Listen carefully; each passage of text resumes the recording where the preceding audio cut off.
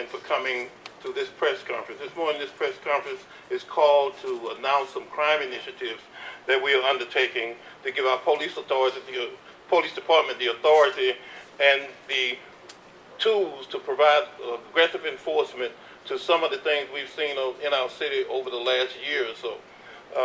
We are particularly interested in some of the issues that we've seen in downtown as well as other communities within the city.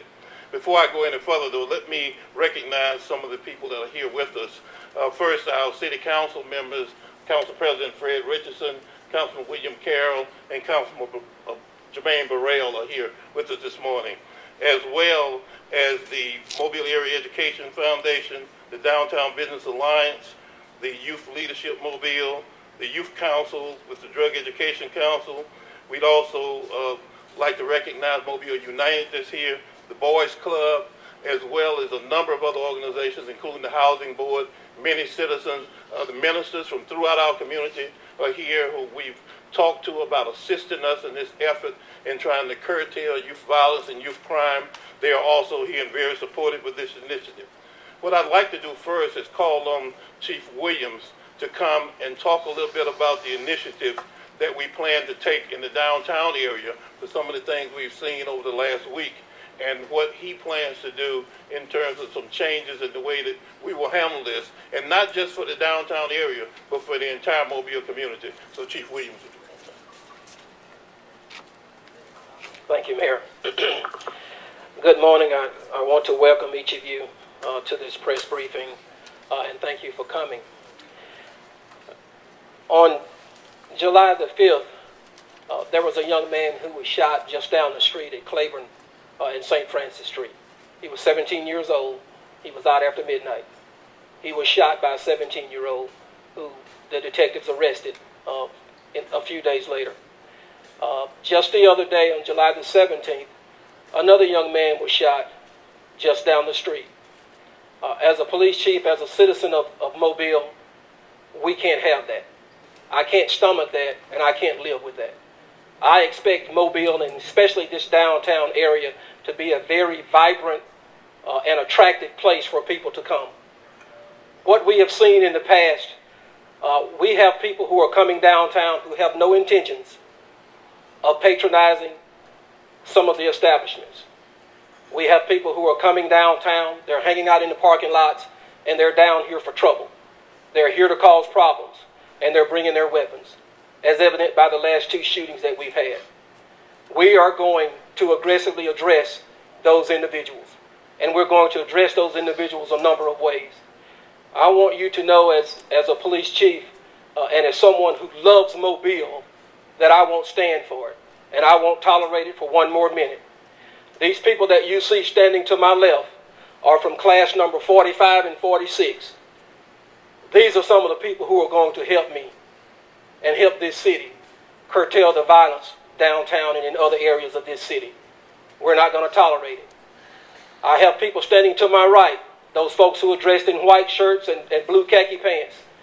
Those are folks who will be deemed class number 47. That class starts August the 15th. We have hired over the course of the last 6 or 7 months, 70 police officers. We are going to aggressively take over and control the streets of Mobile. Now, if you don't want to be a part of that, you might want to come downtown and behave yourselves. I want you to know that we are almost at full strength right now. Our full strength is 565 police officers. We are at 561. But we will start a class in August, and we're going to immediately start to address some of the issues down here. We are going to address those folks who are coming down here hanging out. We want people to come downtown, to have a good time, to visit the clubs, and to visit the establishments here. But we're not going to tolerate those folks who are loitering, who are bringing their weapons, and who are here to pillage and to rape. As you've seen over the last few months, 2 young ladies were accosted down here. You will see more visible patrols here. You will see our mounted units. You'll see officers on foot, on segways, and on bicycles. we are going to control what happens downtown. Now, this is not just a police issue. It's an issue for all of us, all of our citizens. We need our citizens to call us when there are issues going on that we need to address. We need our business owners and our managers and the promoters down here to do the right thing.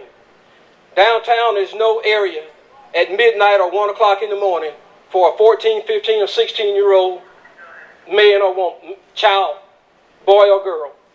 This is not the place for juveniles. The mayor is going to talk about the curfew ordinance. That ordinance will address that. I want you to know that we're going to make this a safe place.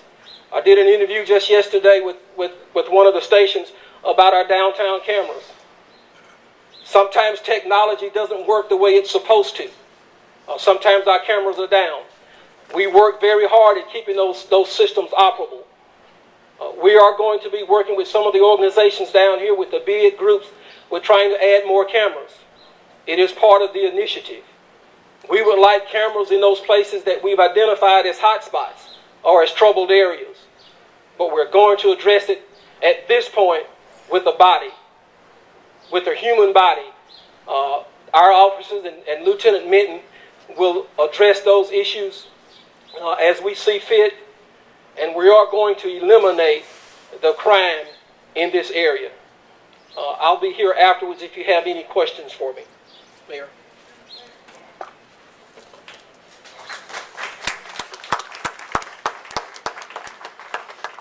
We consider this initiative to be a total community partnership. There are a lot of people involved in this. As you see, a lot of organizations are involved in this. A lot of churches are involved in this. Downtown, all the merchants, the Downtown Alliance is involved in this. We are going to change that image and character of what we've seen taking place recently downtown and in the rest of our communities with very aggressive enforcement. And in order to do that, we have to give our police officers the legal tools to do what they need to change what has been taking place. One of the first ordinances that we will be delivering to the Mobile City Council will be the copper theft ordinance. That ordinance basically is one that exists now. We will be doing an amendment to that ordinance. Copper theft has become a real problem in our community, be it for private citizens, be it for businesses, be it for the schools. We have had just thousands and hundreds of thousands of dollars in repairs that have to take place as a result of copper.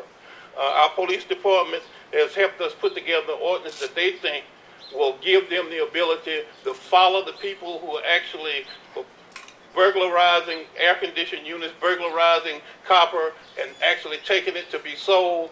That ordinance requires in the future that the dealers for copper obtain an address, a mailing address for all payments, and those payments will be mailed to the individual rather than being paid in cash.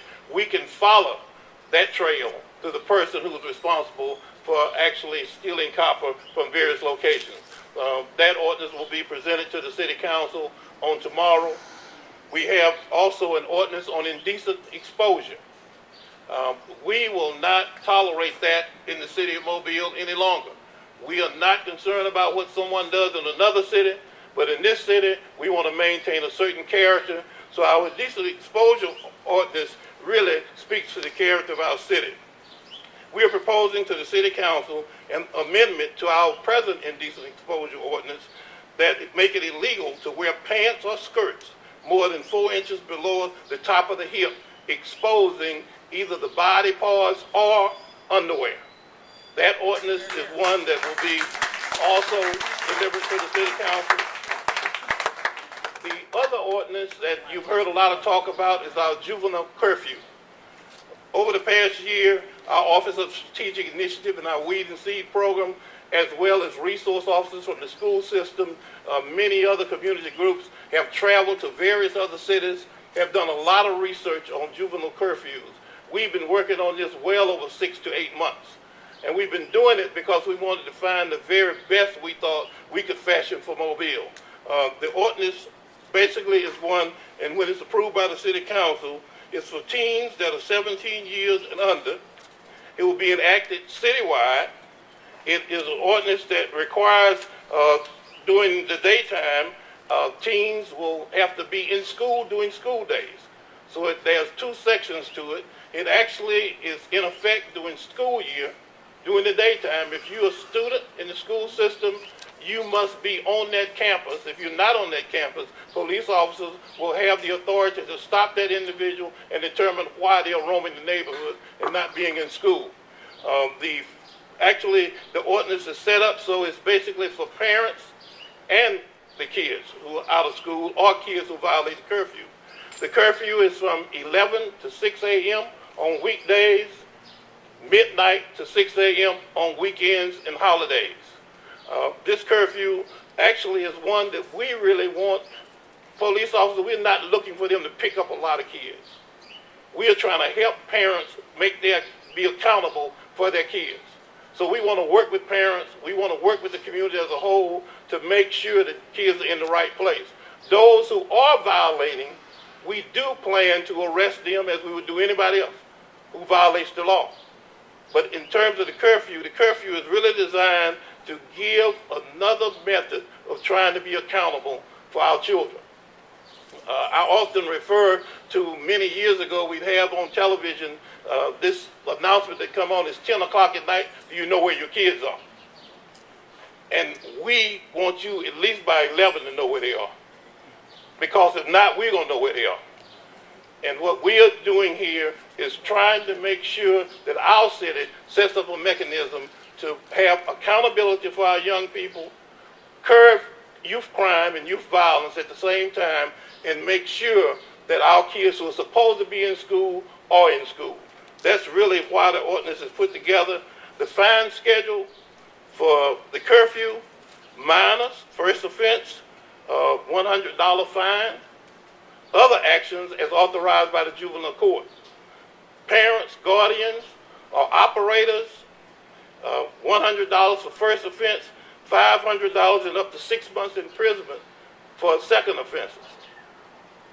The COPPA ordinance, for those businesses who do not cooperate in paying people for COPPA the way that this ordinance specifies, $250 for the first offense, $300 second offense, $500 every subsequent offense, or 6 months in jail. That is defined on the COPPA ordinance. Indecent exposure, we will be issuing tickets. Your first ticket will be $50. The next ticket will be $200 for each offense after that. Those are the fine schedules for those ordinances. The city council will have to have public hearings. We will be conducting public hearings. In fact, on Tuesday, July 26th at 6:30, we will have a public hearing on the curfew ordinance at Government Plaza at 6:30 on Tuesday the 26th. There's another schedule for Tuesday, August the 2nd at 6:30 at the Mobile Regional Senior Center on that particular ordinance. We want to get input from the community on the ordinance. The council will also be receiving input on the ordinance, but we think it's completely necessary for us to address this issue of youth violence and youth crime throughout our community. You've heard a lot about downtown. That is not the only place that we have an issue with. There are a lot of other areas of this city that we have to address, and we plan to address that. We will be presenting all of this to the council on tomorrow, and I'm sure that our Public Safety Committee and the Public Safety Committee Chairman, Fred Richardson, is here, will be actually conducting hearings and meetings on these ordinances. Hopefully we can get that done in a timely manner so we can have them implemented by the beginning of the school year. So that is really what we think is necessary for us to change what we've seen in the community.